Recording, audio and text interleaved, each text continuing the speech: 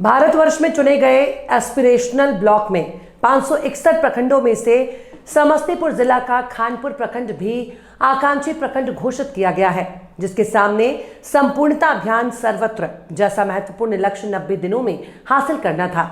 इसके अंतर्गत खानपुर प्रखंड में स्वास्थ्य विभाग को 3 मापदंडों पर 100% उपलब्धि हासिल करनी थी और शिक्षा, कृषि और बाल विकास परियोजना को एक मापदंड लक्ष्य के रूप में दिए गए हैं। स्वास्थ्य विभाग ने आकांक्षी प्रखंड खानपुर के सभी 3 इंडिकेटरों पर काम शुरू कर दिया और निर्धारित समय सीमा के अंदर ही 2 इंडिकेटरों में हाइपरटेंशन और ब्लड शुगर स्क्रीनिंग में 100% लक्ष्य हासिल किया है। गौरतलब हो कि सामुदायिक स्वास्थ्य केंद्र खानपुर में आकांक्षी प्रखंडों के अन्य इंडिकेटर जैसे टीबी मुक्त भारत जैसे महत्वपूर्ण अभियान में भी सफलता पाई है। ये कहानी है सुश्री रीना कुमारी की, जिनके पिता सुरेंद्र महतो लुधियाना में काम करते हैं। रीना कुमारी की उम्र 18 साल है और वो बसवरिया टोल पंचायत खानपुर दक्षिणी जिला समस्तीपुर बिहार में रहती है। पहली बार जून 2022 में रीना कुमारी के बाएं कंधे के ठीक नीचे से काफी दर्द के साथ एक घाव बना, जहां से मवाद का रिसाव होने लगा। रीना कुमारी उस समय अपने पिता के साथ लुधियाना में रहती थी। दयानंद मेडिकल कॉलेज अस्पताल लुधियाना में हड्डी रोग विभाग में इनकी जांच हुई, जहां से क्रोनिक अस्थियों myelitis of left humerus diagnose किया गया, जिसे देखने से ये पता चला कि उनके हड्डी और बाएं हाथ के कंधे के नीचे एक साइनस बन गया और इस साइनस का घाव बाहर से रिसने लगा। रीना कुमारी बाएं हाथ से कोई भी काम नहीं कर पा रही थी। इनका इलाज अलग अलग अस्पतालों में, प्राइवेट अस्पतालों में गुजरते हुए सरकारी अस्पताल में भी सबसे बड़े अस्पताल अखिल भारतीय आयुर्विज्ञान संस्थान दरभंगा, मेडिकल कॉलेज स्थित अखिल भारतीय आयुर्विज्ञान संस्थान पटना जैसे बड़े अस्पतालों में इनका इलाज हुआ, जहां डॉक्टरों ने इन्हें हाथ काटने के डर से रीना कुमारी खानपुर अपने गांव वापस आ गई और अपनी मां के साथ रहने लगी, जहां सदर अस्पताल समस्तीपुर में जाकर इनका इलाज शुरू हुआ और उन्हें बताया गया कि आगे की दवाइयां उन्हें अपने ही प्रखंड में सामुदायिक स्वास्थ्य केंद्र खानपुर से ले लेनी चाहिए। रीना कुमारी 4 फरवरी 2023 को सामुदायिक स्वास्थ्य केंद्र खानपुर में आई, जहां ओपीडी में इनका इलाज डॉक्टर राणा नितेश कुमार सिंह ने शुरू किया और उनके पूर्व के जांच के आधार पर ऑस्टियोमाइलाइटिस बीमारी के साथ साथ कुछ अन्य टेस्ट कराए गए, जहां इनका टीबी का भी संक्रमण का पता चला। रीना कुमारी की माता से बात करने के बाद और इनकी सहमति देने के बाद अस्थि अक्ष के साथ साथ ऑस्टियोमाइलाइटिस में चलने वाली हायर एंटीबायोटिक उन्हें चलाया गया और इनके साथ ही भारत सरकार और बिहार सरकार स्वास्थ्य विभाग के द्वारा प्रदत्त हायर एंटीबायोटिक जैसे मेरापेनम, एमीपेनम आदि विभिन्न प्रकार के एंटीबायोटिक इंजेक्शन और कुछ विशेष प्रकार के कैल्शियम के साथ साथ प्रोटीन आदि का इस्तेमाल रीना कुमारी के इलाज में किया गया। धीरे धीरे रिजल्ट अच्छा मिलने लगा। नवंबर 2023 में कराए गए परीक्षण के अनुसार रीना कुमारी टीबी मुक्त हो चुकी थी। ऑस्टियोमाइलाइटिस से बहने वाला मवाद 2 महीने पहले ही बंद हो चुका था। इस तरह रीना कुमारी के इलाज में आशातीत सफलताओं को देखते हुए डॉक्टर राणा नितेश कुमार सिंह और उनकी टीम में शामिल वरिष्ठ एएनएम नीलम कुमारी, इंचार्ज एएनएम जूही कुमारी और इस इलाज के दिशा निर्देश तत्कालीन प्रभारी चिकित्सा पदाधिकारी डॉक्टर मिथिलेश ठाकुर, जो अभी वर्तमान में सिविल सर्जन मधेपुरा हैं, का मनोबल काफी उच्च हुआ। अभी प्रधानमंत्री के द्वारा एस्पिरेशनल ब्लॉक आकांक्षी प्रखंडों के लाभार्थियों को 78वें स्वतंत्रता दिवस समारोह में विशेष अतिथि के तौर पर बुलाने का जब निर्णय लिया गया था, प्रखंड विकास पदाधिकारी श्री विजय कुमार चंद्रा के द्वारा स्वास्थ्य विभाग से एस्पिरेशनल ब्लॉक के मानकों के अनुसार किसी लाभार्थी का चयन कर नाम देने को कहा गया। रीना कुमारी का नाम सामुदायिक स्वास्थ्य केंद्र प्रभारी चिकित्सा पदाधिकारी डॉक्टर राणा नितेश कुमार सिंह के द्वारा प्रखंड विकास पदाधिकारी के समक्ष सुखाया गया और साथ ही संबंधित सभी इलाज के सापक्ष भी दिए गए। इसके बाद प्रखंड विकास पदाधिकारी खानपुर विजय कुमार चंद्र की अनुशंसा पर जिला योजना पदाधिकारी समस्तीपुर और जिला अधिकारी समस्तीपुर ने नीति आयोग के समक्ष खानपुर प्रखंड से रीना कुमारी के नाम का प्रस्ताव रखा, जिसे विस्तृत अध्ययन के बाद नीति आयोग के द्वारा स्वीकार कर लिया गया। इसी क्रम में रीना कुमारी 12 अगस्त को दरभंगा से दिल्ली की उड़ान भरेंगे और उनके साथ उनकी माता जी श्यामा देवी भी जाएंगी। रीना कुमारी और उनकी माता श्यामा देवी भारत सरकार के नीति आयोग की अतिथि रहेंगी और इन्हें स्वतंत्रता दिवस समारोह को जो माननीय प्रधानमंत्री जी के द्वारा लाल किले पर झंडा फहराकर मनाया जाता रहा है, विशेष अतिथि का दर्जा दिया गया और ये भारत सरकार के विशेष अतिथि के रूप में 16 अगस्त 2024 के दोपहर तक रहेंगे। इनके वापसी का इंतजाम और उनके जाने का इंतजाम और इनका समस्त खर्च भारत सरकार उठा रही है। इलाज में अप्रत्याशित सफलता और मानव सेवा के लिए सामुदायिक स्वास्थ्य केंद्र कानपुर की पूरी टीम अपने आप को गौरवान्वित महसूस करती है। प्रभारी चिकित्सा पदाधिकारी डॉक्टर राणा नितेश सिंह से जब बात करने पर उन्होंने बताया कि विज्ञान का प्रयोग अगर सही इस्तेमाल, सही निष्ठा के साथ किया जाए तो स्वयं महादेव भी उस काल को टाल देते हैं। रीना कुमारी के केस में स्वास्थ्य विभाग बिहार सरकार और केंद्र सरकार के द्वारा दी गई सभी सुविधाओं का ईमानदारी से प्रयोग करके 18 वर्ष की आयु वाली रीना कुमारी के हाथों की रक्षा की जा सकी। इसके लिए भारत सरकार और बिहार सरकार के साथ साथ कर्मठ जिलाधिकारी योगेंद्र सिंह, प्रखंड विकास पदाधिकारी विजय चंद्र और civil surgeon Samastipur doctor S K. Chaudhary को बहुत बहुत धन्यवाद अर्पित किया गया। प्रेस कॉन्फ्रेंस करने का क्या रीजन है? आज प्रेस कॉन्फ्रेंस करने के पीछे एकमात्र कारण है कि जैसे आप सभी जानते हैं कि आकांक्षी प्रखंड खानपुर उद्घोषित है नीति आयोग के द्वारा, और नीति आयोग के द्वारा यह निर्देश प्राप्त हुआ था कि हम लोग अपने अपने प्रखंड से आकांक्षी मानकों के स्तर पर एक एक लाभार्थी का चयन करके और उनको प्रधानमंत्री जी के द्वारा झंडा जो फहराया जाएगा स्वतंत्रता दिवस समारोह में लाल किले पर, वहाँ वो विशिष्ट अतिथि के रूप में जाना चाहेंगे। ऐसे के लिए एक चयन कर प्रक्रिया हुई, जिसमें कि हमारे यहाँ की एक उपलब्धि है रीना।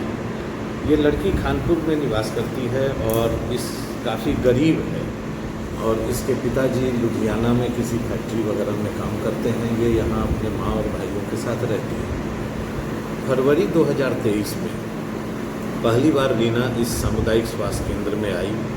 ओपीडी में आने के बाद इसने मुझसे रिक्वेस्ट किया कि मुझे आप दरभंगा DMCH रेफ़र कर दीजिए, मेरा बायां बाँह काटने के लिए लुधियाना में मेडिकल कॉलेज और एम्स में भी कहा जा चुका है। मैंने इसका एक्सरे देखा, और एक्सरे देखने के बाद अगर आपके कैमरे में आ सकता है तो यही इसका एक्सरे था, जिसमें ट्यूबरकुलोसिस और ऑस्टियोमाइलाइटिस जैसी बीमारी वहाँ से इसको डायग्नोस हुई थी, और इसी के तहत इलाज के क्रम में इसको बाँह को लाइलाज बताकर बाँह को एम्पुटेट करने के लिए वहाँ से एडवाइस किया गया था। मैंने इससे रिक्वेस्ट किया कि जब बाँह काटने का एडवाइस हो चुका है तो कुछ दिन यहाँ के इलाज में रह के देख लो, उस इलाज के बाद अगर नहीं फ़ायदा होगा तो अल्टीमेटली फिर यही डिसीजन है। यही इसका पहला पुर्जा है इस रीना का, जिसमें आप यहाँ लाल रंग से लिखा हुआ देख सकते हैं कि इसको टीबी भी पॉजिटिव था, इसको बोन टीबी था। उसके बाद रीना का इलाज 2 पैटर्न से स्टार्ट हुआ कि रीना का कुछ जांच हमारे सामुदायिक स्वास्थ्य केंद्र में हो गया, कुछ जांच हमने बाहर से कराया।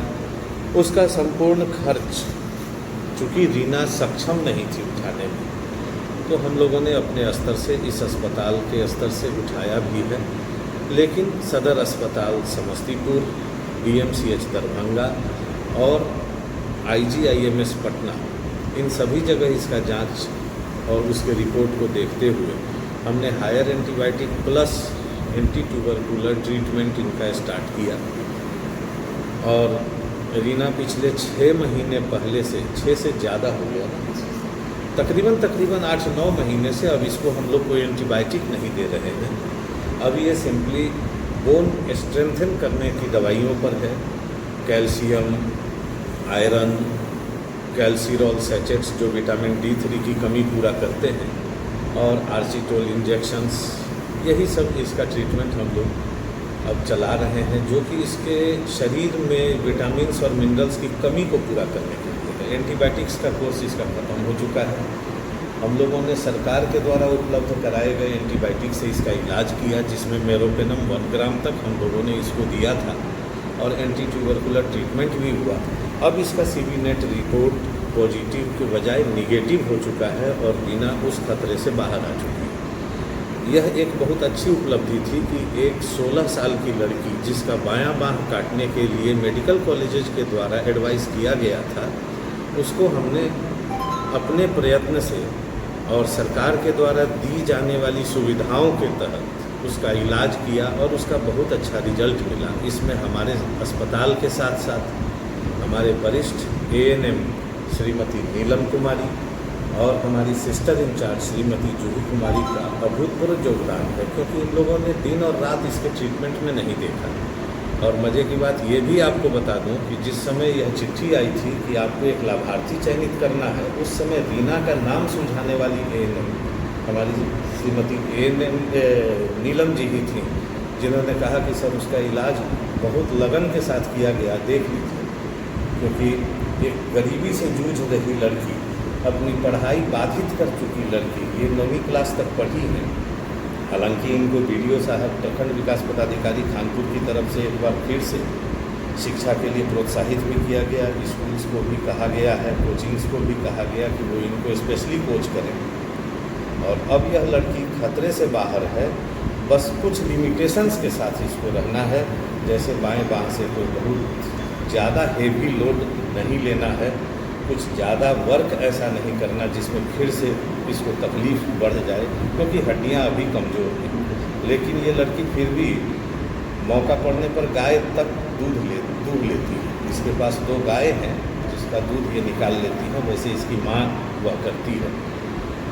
तो हम लोगों ने सोचा कि खानपुर प्रखंड में यह एक उपलब्धि ही है कि आपके खानपुर की एक बच्ची कल को देश सेवा समाज सेवा कर सकेगी, इसके अंदर यह जज्बा है, मैंने देखा।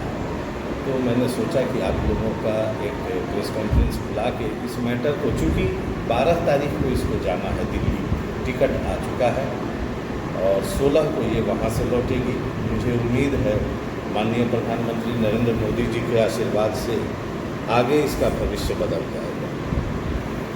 हम सरकारी अस्पताल में इलाज नहीं होता है और जहां आप ये सोचते हैं कि सरकारी अस्पताल में, तो इसमें दोनों पक्ष को मैं जिम्मेदार मानता हूँ। चिकित्सक पक्ष की जिम्मेदारी ये होती है कि हम अपने निजी क्लिनिक में अगर बंद के रह जाते हैं तो थोड़ा ध्यान भटकता है।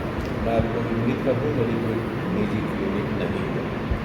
और दूसरा कि मरीज का धैर्य भी जवाब देता है। किसी प्राइवेट क्लिनिक में 2000 रुपया फीस जमा करके मरीज 2 दिन के बाद का नंबर लेता है, 2 महीने के भी बाद का नंबर मिलता है, वो धैर्य से इंतज़ार करता है।